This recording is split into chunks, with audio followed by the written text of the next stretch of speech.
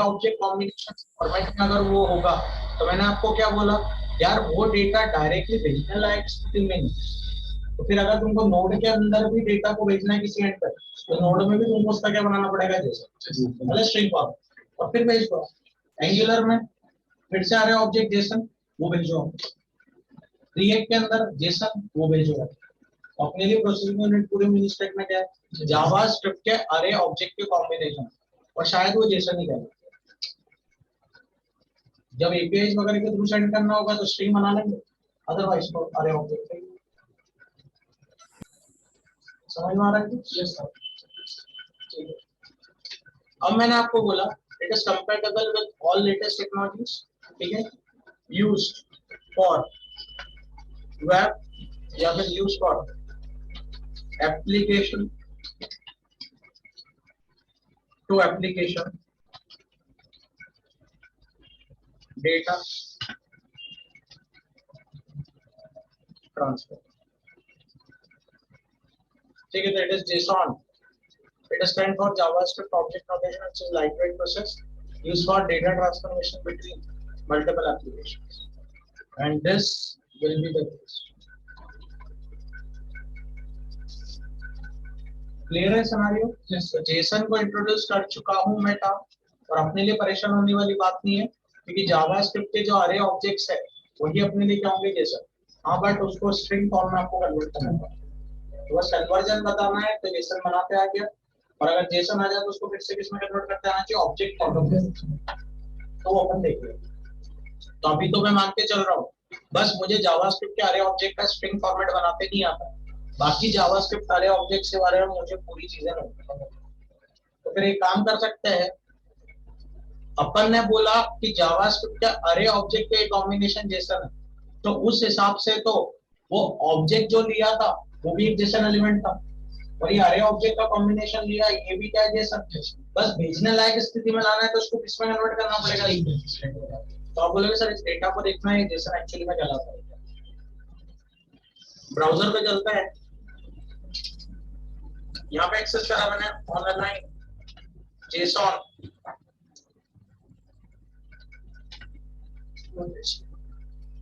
It is online Jason viewer, it is online json viewer we are accessing। सबसे पहले link online Jason viewer, Jason viewer dot stack dot H. मैंने एक API read करा big बाजार के लिए, उसने मुझे 8 डायमेंशन का डेटा थ्रो कर दिया, ये लो डेटा जो तुमको चाहिए था। अब मैं आपको कभी नहीं सजेस्ट करूंगा कि वो डेटा आने पर सीधे कोड लिखना चालू कर दो उसको प्रोसेस करने के लिए। क्यों? अरे भेजा तो इंसान नहीं है ना, हो सकता है गलत भेजती हो, तो डायरेक्ट डेटा थोड़ा ना प्रोसेस करते कभी, पहले वो डेटा को चेक तो कर लो सही फॉर्मेट में आ भी रहा है। क्यों? अगर एक फॉर्मेटिंग भी गलत होगी 10,000 लाइन की कोड में, अरे एक कॉमा का मिस्टेक होगा तो भी वो इनवैलिड जेसन हो जाता है, क्योंकि अरे ऑब्जेक्ट के बहुत सारे कॉम्बिनेशन को मैंने जेसन नाम दे दिया। तो जेसन तो बहुत सारे आते हैं, डेटा बहुत सारा आता है, एक कॉमा का मिस्टेक भी अगर जिसने मैनुअली लिख के रखा है जेसन और वो भेज रहा है, तो एक कॉमा के मिस्टेक से भी वो चीज इनवैलिड कहलाती है, और उस पर लूप लगाने जाओगे आप तो प्रोसेसिंग गड़बड़ हो जाएगी। तो मैं आपको सबसे पहले सजेस्ट करूंगा जेसन को अपने को ट्रैक करके आना चाहिए फॉर द मैनेजमेंट। तो उसके लिए मैं आपको किस साइट पे लेके आया, ऑनलाइन जेसन व्यूअर वाली। मैं कहां पे लेके आया आपको, ऑनलाइन जेसन व्यूअर वाली साइट पर। तो अगर अपन लोग आ गए ऑनलाइन जेसन व्यूअर वाली साइट पे, so it is the case we have to manage, so it is this online JSON viewer, we will manage the case। अब आप देखो फॉर्मेट में मैंने इसको माना जेसन, आपके सामने ये डेटा पूरा कॉपी करा, कंट्रोल सी, इसको लेके आए अपन ऑनलाइन जेसन व्यूअर के टेक्स्ट फॉर्मेट पे, यहाँ पे जेसन को पेस्ट करा जाता है। टेस्टिंग के लिए फॉर्मेट सही है जेसन का, पेस्ट कर दिया। मैंने इसको जेसन ही बोला है, बस स्ट्रिंग कन्वर्जन आपको बताना है ताकि इन फ्यूचर आप इसको भेज सके। आज तो भेजना ही, तो मेरे लिए अभी से ही एक है जेसन, बट एक्चुअल में इसका स्ट्रिंग नोटेशन ही क्या कहलाता है, जेसन। बट वो भेजने लायक स्थिति में लाने के लिए, बाकी तो ये जेसन फॉर्मेट ही है। तो अगर ये व्यूअर पे जाके मैंने क्लिक करा और इसने बोल दिया फॉर्मेट बता दिया तो सही, अगर इसने एरर दे दिया तो वर्ड बता रहा है, बोल रहा है जो तुम लाए हो वो जेसन, तो वो भी इसको क्या मान रहा है, जेसन। इस जेसन के अंदर एक अरे है, जिस अरे के अंदर इम्प्लीमेंटेशन लेवल पे 3 ऑब्जेक्ट्स है, object at 0 index, object at 1 index, object at 2 index. So it is 0, it is 1, it is 2. 0 index का object we are having, 1 index का object we are having, and 2 index का object. मैंने इसको click करा, we are getting employee number, employee name and employee salary. तो number name salary वाले cases अपने को मिल चुके हैं और चीजें मैंने ठीक है. इस पे क्लिक करा, सेम फॉर्मेटिंग. आप बोलोगे सर गलत होती है ये चीजें इतने, ये तो डेटा बहुत छोटा है. क्या मैंने यहाँ पर ओवरऑल ये जो फॉर्मेट था इसमें कॉमा की जगह डॉट लगा, वो केपेबल है इसको ट्रैक करने में. What is the actual purpose? Invalid Jason variable, जो आप डेटा लाए हो जेसन, इसका फॉर्मेट. इन फ्यूचर जब भी इससे डेटा को लो तो ट्रैकिंग आपको ऐसे दे यार. तो फिर स्टैक एचयू वाली site will be always there to process this variables और इसको अपन स्टडी कर सके उसके लिए. तो यहाँ पर जो आपका डॉक था जेसन वाला, इसके अंदर मैंने यूआरएल डाल दिया है, ये व्यूअर का यूआरएल है, इसको एक्सेस करके आप वो चीज कर सकते. चलो तो जेसन ही पढ़ रहे हैं, मतलब एक चीज तो क्लियर हुई मुझे. हाँ, स्ट्रिंग कन्वर्ट करना और string back to object convert करना वो मैं आपको बताऊं सबसे आते हैं. तो आप अपन वापस से किस पे आ जाते हैं, इसी डेटा को प्रोसेस करने के लिए जेसन डेटा. सबसे पहला concept employee details loop access करना चाहता हूं मैं यहाँ पे. यार आप बताओ लूप कैसे लगा, इस डेटा को प्रोसेस करने के लिए लूप लगाए तो कैसे, नहीं लूप कैसे लगा? लूप बन जाएगा, हमको ऑब्जेक्ट की लेंथ निकालना पड़ेगा. पहले कितना नेस्टेडिंग में ये बताओ, 2D मेन अरे के अंदर 3 ऑब्जेक्ट्स तो लगेंगे, 2 लूप. ये तो पहला लूप अरे को एक्सेस करेगा और दूसरा उस अरे के अंदर आने वाले ऑब्जेक्ट को एक्सेस करेगा. पहले तो अपन एक काम करते हैं, अरे उठाते हैं, अरे को प्रोसेस करते हैं, एक बार ऑब्जेक्ट निकल जाए फिर उसको प्रोसेस करने के लिए आगे का कोड और करते हैं. तो ये प्रोसेसिंग के लिए मैंने यहाँ पर मेंशन कर दिया फॉर लेट. यार मैं नॉर्मल फॉर तो लगाऊंगा नहीं, इसलिए मुझे लेंथ की जरूरत पड़ेगी. तो मैंने लिखा for let any empty element, कुछ भी नाम रख दो, ROW फॉर रो.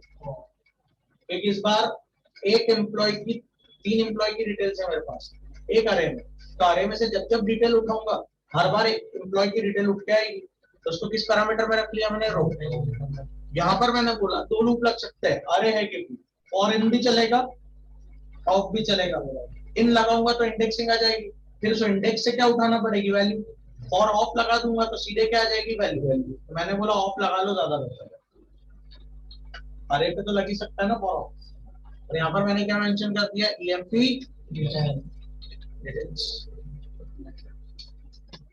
एक्सेसिबिलिटी देखिए, let row of EMP details. What I'm writing, let row of EMP details document dot write. It is a row. For line change we are having here we are. मैं इसको करा save, we are getting this list.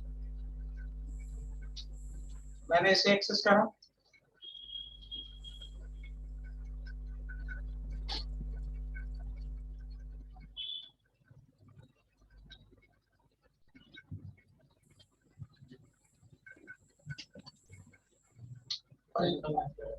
अच्छा nested ना करते.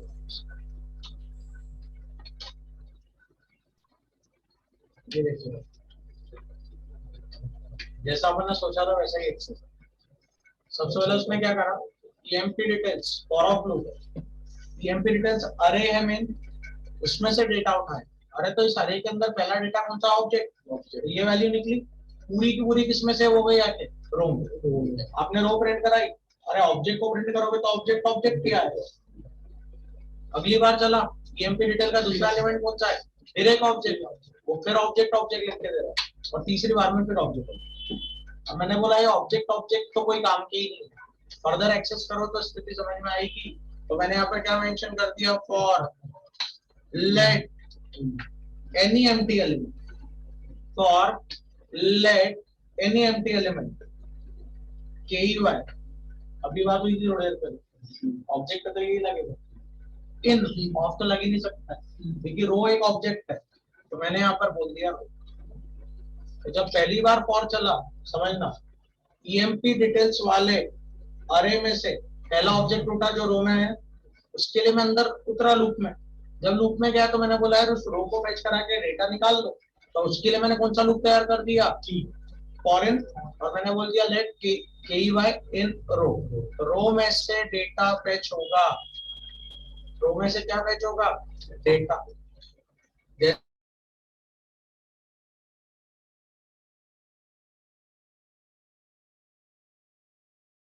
यहाँ पर print कर दिया KEY की,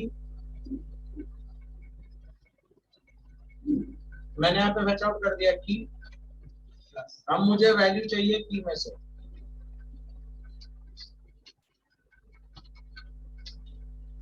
मुझे इस की वैल्यू चाहिए।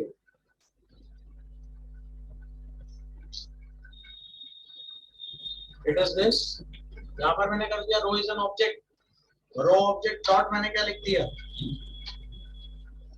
बट डॉट तो चलता ही नहीं। ये हो गया पहला डिटेल, क्योंकि रो में से पहले की क्या लिख दी होगी, ENO, तो रो ऑफ ENO प्रिंट हो गया, फिर रो ऑफ ENM, फिर रो ऑफ ESET। एक समय आएगा जब रो में से डेटा आना बंद, लूप खत्म। अगर लूप खत्म तो पहली डिटेल पूरी तरह से फेच हो गई। पहली डिटेल फेच होने के बाद मैंने बोला एक एक्स्ट्रा लाइन चेंज कर लो ताकि गैपिंग थोड़ा सा ज्यादा हो जाए, वो एक्स्ट्रा लाइन चेंज हुआ, आप पहुंच गए ऊपर, EMP डिटेल में से दूसरा ऑब्जेक्ट निकला, इसके अंदर आ गया रो, फिर उस रो को लेकर फिर से पूरी फीचिंग हुई, फिर एक्स्ट्रा लाइन चेंज, फिर EMP डिटेल में से कौन सा ऑब्जेक्ट निकला, तीसरा, उसको लेकर पूरी फीचिंग हुई, फिर एक्स्ट्रा लाइन। यहाँ पर एक बंदे की कितनी इंफॉर्मेशन, 3 बंदों की इंफॉर्मेशन फीच हो जाएगी, 3 कुछ एरर दे रहा है,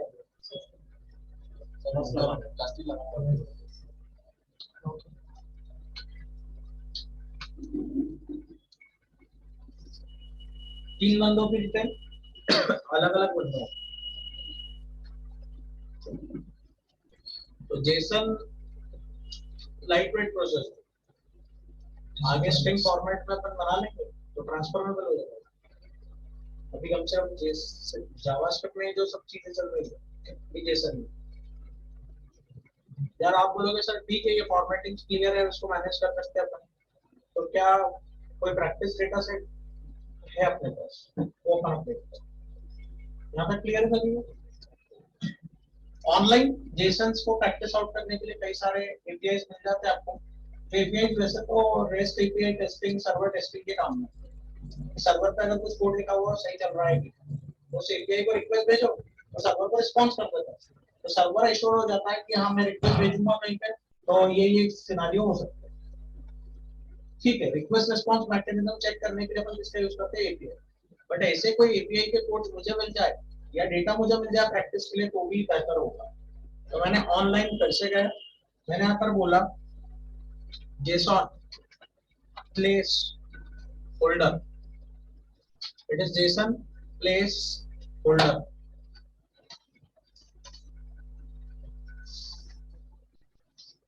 it is www dot JSON place folder dot typing code dot,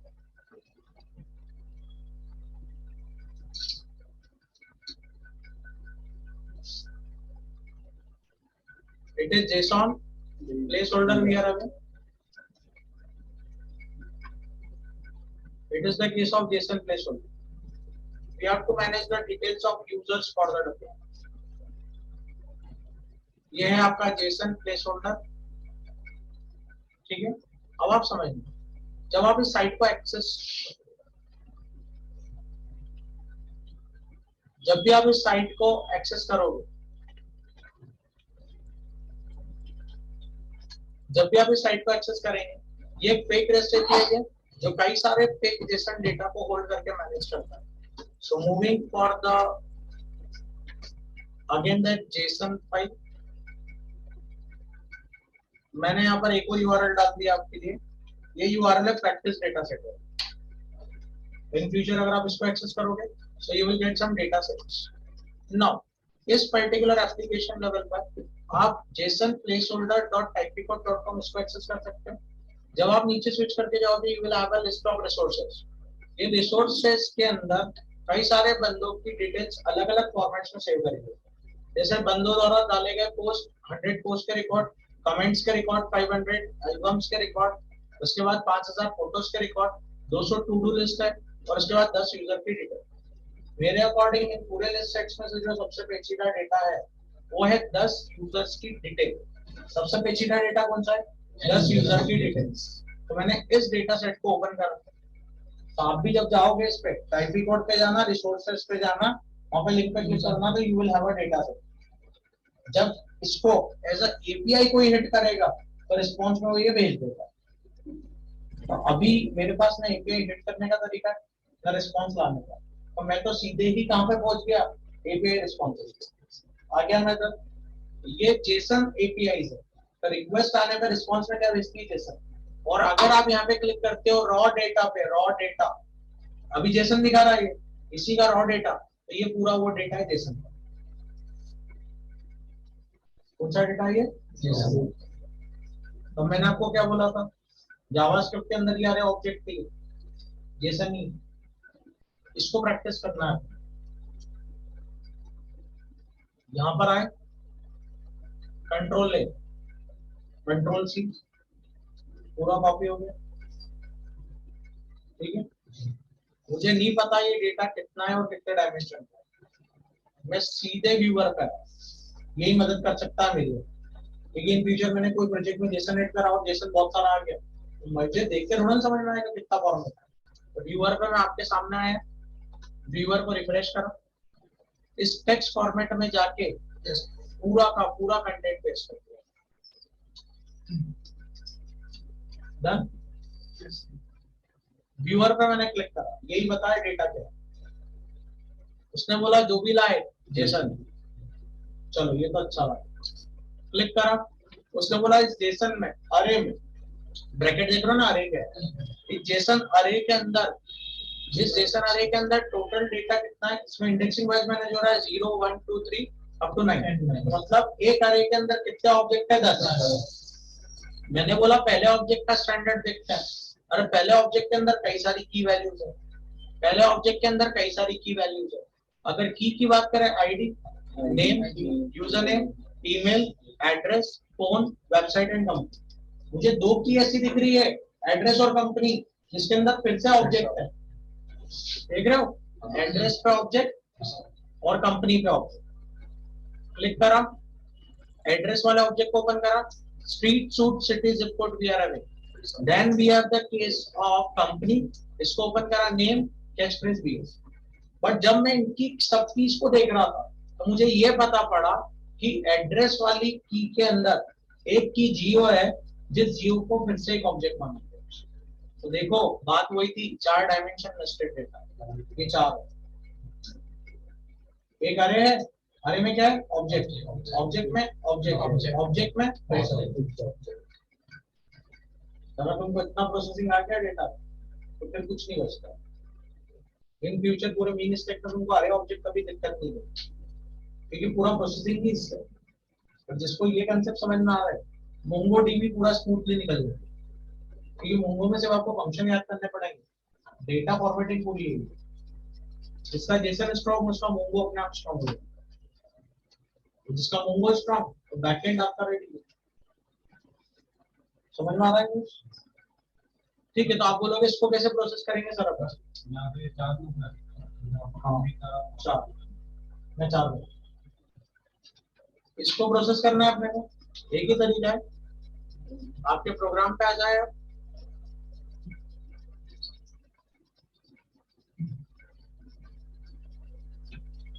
save as कर दिया इसको मैंने, इट इज जेसन दिया रहा है। Switching to this,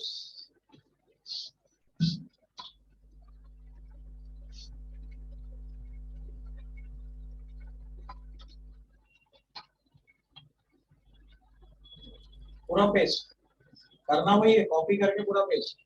अब इस नोटेशन को आप यहाँ देखोगे तो मैंने करा क्या, मैंने जावास्क्रिप्ट के अंदर एक वेरिएबल बनाया, उस वेरिएबल में वो अरे ऑब्जेक्ट को रख दिया, तो रख ही सकते हैं ना, डायमेंशन कितना भी हो।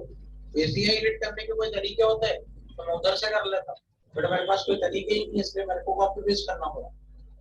चलो डिटेल्स कॉपी पेस्ट करने के बाद मैं शिफ्ट करके गया इधर, I have to go for this user details for the manager.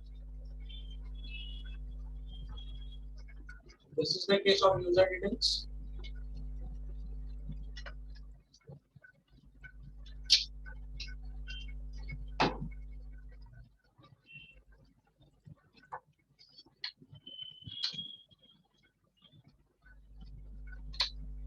It is the case of users. That's it.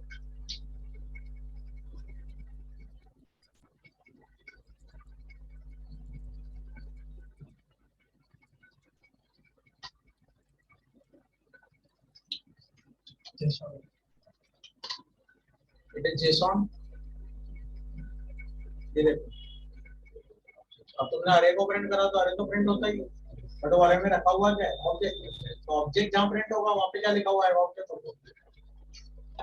चलो तो एक्सेस तो करा उसने, अब अपने को सिर्फ एक चीज करनी है, ये यूजर डिटेल्स के करस्पॉन्डिंग पूरा डेटा फेच हो जाएगी, दैट्स इट। प्रोसेसिंग का एकमात्र तरीका होता है ऐसी चीजों में, व्यूअर ओपन होना चाहिए और व्यूअर जैसा बोले वैसा फैचिंग करते चलो, व्यूअर जैसा सजेस्ट करे वैसा फैचिंग करते चलो। व्यूअर ने बोला जो लाइव वो अरे है, अरे में 10 ऑब्जेक्ट है, पहले अरे में 10 ऑब्जेक्ट अलग कर लो, अरे में से क्या अलग कर लो, 10 ऑब्जेक्ट। मैंने बोला ठीक है, we will write a code block for the state, parameter का नाम यूजर्स है, डेटा अलग करेंगे for let any empty element, ठीक है। अरे में से निकलेंगे ऑब्जेक्ट, रो नाम का पैरामीटर ऑफ यूजर्स, ठीक है। मैंने यहाँ पर मेंशन कर दिया डॉक्यूमेंट डॉट राइट। ये केसेस को प्रैक्टिस करने में गलती से भी ये मत काम करना कि 50 लाइन का कोड लिख दिया पूरे लूप्स का 4-5 और फिर उसके बाद टेस्ट कर रहे हो, नहीं पकड़ पाओगे, दिक्कत कहाँ। इंस्टेंटली एक एक प्रोसेस होती जा रही है, प्रिंट करके रिस्पॉन्स देखते जाओ सही हो रहा है, बाद में ट्रैकिंग नहीं होती ऐसे केसेस।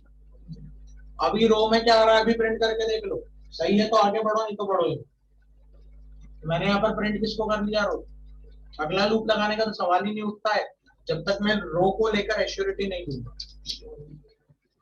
यूजर्स अरे है जिसमें 10 ऑब्जेक्ट ऐसा व्यूअर ने बताया, तो जब अरे पे फॉर ऑफ लगाओगे तो वैल्यू आ जाएगी 10 की 10 वैल्यू और 10 object.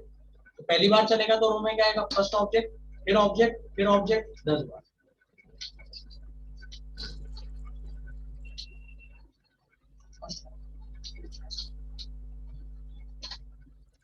It is the case of object, object, object 10 times भी है, ठीक है ना। इस अरे के अंदर अवेलेबिलिटी में कितने ऑब्जेक्ट्स हैं, क्लियर है कितना। So this array basically contains 10 object for the use। जब रो में ऑब्जेक्ट आ गया, अब मैं एश्योर हूं कि रो को अपन फर्दर फेच करेंगे, तो मैंने यहाँ पे क्या लगा दिया, for let any parameter ke1 in row. Row first object है अगर अपन मान के चले इस केस में, तो फर्स्ट ऑब्जेक्ट के अंदर जो भी कीज होगी वो फेच होगी और उसके करस्पॉन्डिंग क्या फेच जाएगी, वैल्यू। एरो मैंने लगा दिया यहाँ पे plus, row is an object के अंदर के, ठीक है ना। तो जब पहली बार रो के लिए चला तो अकॉर्डिंग टू व्यूअर ये ऑब्जेक्ट ओपन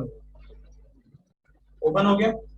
की में क्या होगा, आईडी, फिर नेम, फिर user name, email address, phone, website, company, और उसी करस्पॉन्डिंग जो जो वैल्यूज है वो प्रिंट हो गई। या जब प्रिंटिंग हो रही होगी तो दो की ऐसी आएगी, एड्रेस और कंपनी, यहाँ पे ऑब्जेक्ट है वैल्यू में, ऑब्जेक्ट प्रिंट करवाओगे तो फिर से क्या दिखाया जाएगा, ऑब्जेक्ट। तो switching to this, extra document dot write,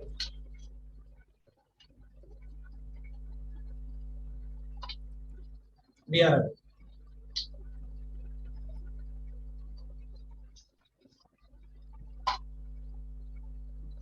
ID, name, username, email, address, phone, website, company. इसमें से एड्रेस जो है वहां पर ऑब्जेक्ट लिखा हुआ है, कंपनी जो है वहां पे ऑब्जेक्ट लिखा हुआ है. So address itself is an object, company itself is a object. अभी ऑब्जेक्ट को लेकर मैं कुछ नहीं कर पाऊंगा, मुझे फर्दर प्रोसेसिंग करनी है. तो थोड़ा सा लॉजिक बताओ यार, क्या लगा है? क्योंकि रो ऑफ पी पे कुछ ऐसी वैल्यूज है जो ऑब्जेक्ट है, जिनके लिए मुझे फर्दर प्रोसेसिंग करनी है. तो लॉजिक क्या लगा सकते हैं?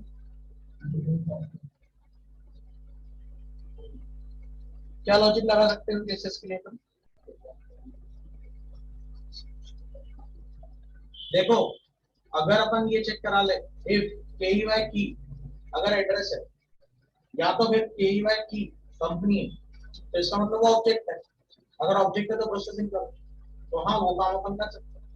बट कंसर्न ये है, उधर अपन रेस्ट्रिक्ट हो जाएंगे कि कंपनी वाली की पर ऑब्जेक्ट होने पर और एड्रेस वाली की पर ऑब्जेक्ट होने पर ही मैचिंग होगी, अदरवाइज. बट ऐसा होना ना, हमेशा यही डेटा होगा.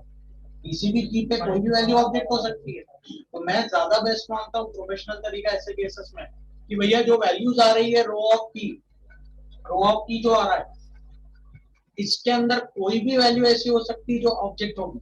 तो ऐसा कर लो, अच्छे से देखना. If type of row of key अगर बराबर है टाइप ऑफ एक एम्प्टी ऑब्जेक्ट, तो टाइप ऑफ ये कर्ली ब्रैकेट क्या आएगा? ऑब्जेक्ट. और टाइप ऑफ रो ऑफ की तुम्हारा क्या आएगा? It depends. क्यों? जब फर्स्ट टाइम चला था तो वैल्यू में क्या आया? रो ऑफ की में 1. तो उसके हिसाब से जब इसमें 1 आया तो टाइप ऑफ 1 क्या हो जाएगा? नंबर. और टाइप ऑफ ये ब्रैकेट क्या हो जाएगा? ऑब्जेक्ट. क्या नंबर मैचेस विद ऑब्जेक्ट? नहीं. तो इस केस में मैं क्या बोल सकता हूँ, जो वैल्यू आई वो ऑब्जेक्ट नहीं है. अगर ऑब्जेक्ट नहीं है तो आगे के प्रोसेसिंग की जरूरत ही नहीं है. आप कहाँ पे आ गए? एल्स पे. और तुमने क्या प्रिंट कर दिया? वो वैल्यू पे. बट हाँ, ऐसा हो सकता है क्योंकि 1 ये यहाँ तक कोई दिक्कत नहीं. बट जब रो ऑफ एड्रेस एक्सेस हुआ, रो ऑफ एड्रेस यहाँ पर क्या है? ऑब्जेक्ट. तो उसने टाइप ऑफ निकाला तो क्या है? Object is equivalent to type of curly bracket क्या? Object with matches with object type. तो यहाँ पर मुझे पता पड़ा कि रो की इस की पे क्या रखा हुआ है? ऑब्जेक्ट. अगर ऑब्जेक्ट रखा है, फर्दर प्रोसेसिंग करनी चाहिए. तो मैंने क्या कर दिया? Document dot right.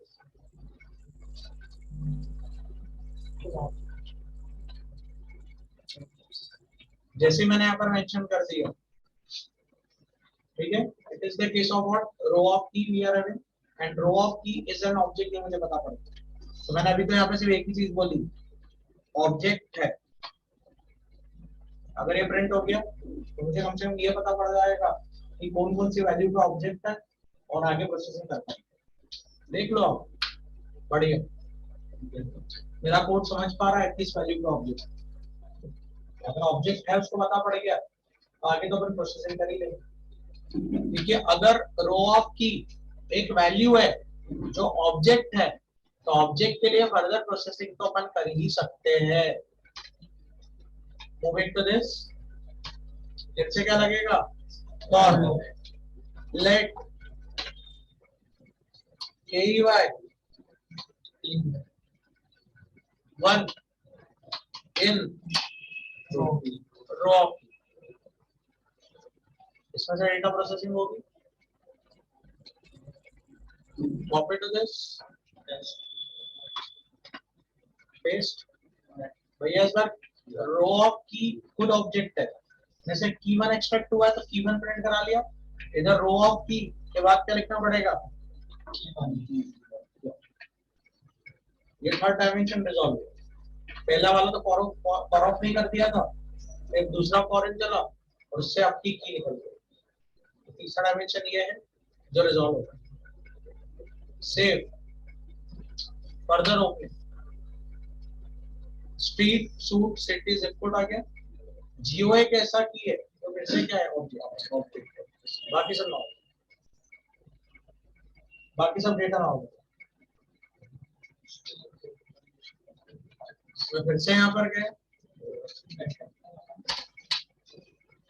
फिर से चेकिंग, ये टाइप ऑफ रो ऑफ की, रो ऑफ की, ऑफ की वन। अगर इसका टाइप मैच कर जाता है टाइप ऑफ कर्ली ब्रैकेट खाली ऑब्जेक्ट, तो मैं ये प्रेडिक्शन कर सकता हूँ कि आपका जो पर्टिकुलर डेटा है वो क्या है, ऑब्जेक्ट। अगर ऑब्जेक्ट है तो फर्दर प्रोसेसिंग T2 नहीं, अगर ऑब्जेक्ट है तो फर्दर प्रोसेसिंग करवाना पड़ेगी, अदरवाइज तो वो नॉर्मल वैल्यू है तो अपन सीधे क्या करवा देंगे। But if it is an object, मैंने यहाँ पे अप्लाई कर दिया for KY2 in row of T1, इसका प्रोसेसिंग होगा। प्रोसेसिंग होने पर T2 अलग से निकल जाएगा इसमें से और फर्दर में कॉपी टू दिस T2,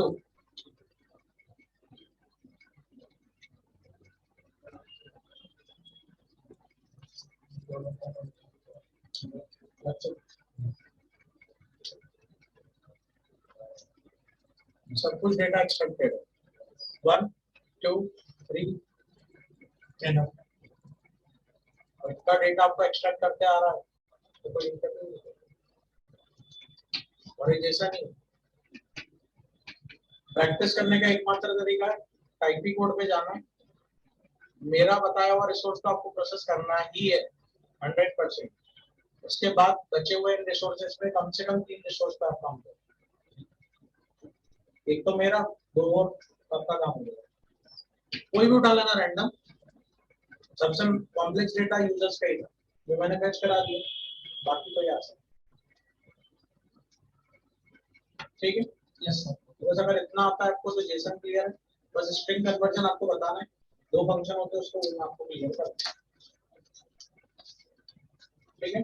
इसके बाद we will in a position now to start with object function spaces, function पे बात करेंगे और फिर अपन चलेंगे इवेंट प्रोग्रामिंग, और इवेंट प्रोग्रामिंग के बाद we will switch over to node. और नोड कहां से शुरू करेंगे, फंक्शन जहां से एंड होगा तो यहां तक का नोड अपने को आता है। क्लियर है ना, ऑनलाइन बैच यहाँ तक प्रैक्टिस कर लीजिए। फोटोज के अंदर सिर्फ URL, बाकी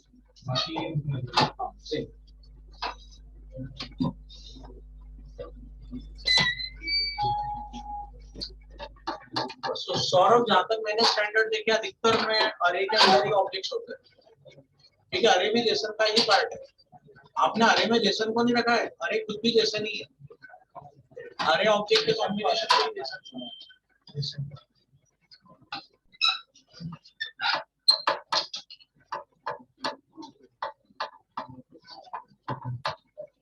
यहाँ तक करिए, फिर नेक्स्ट क्लास में आ जाइए।